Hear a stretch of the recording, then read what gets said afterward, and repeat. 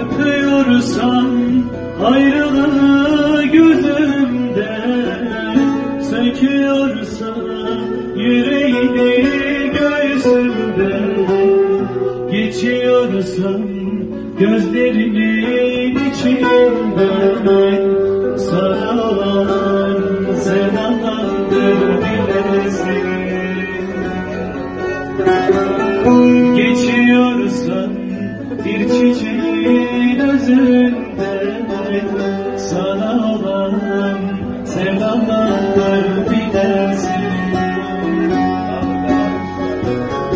Meğer ne yalnızız insan olmuşsa, yaprak gibi dalga sessiz solmuşsa, yeri gelmiş acıya da gülmüşse, sana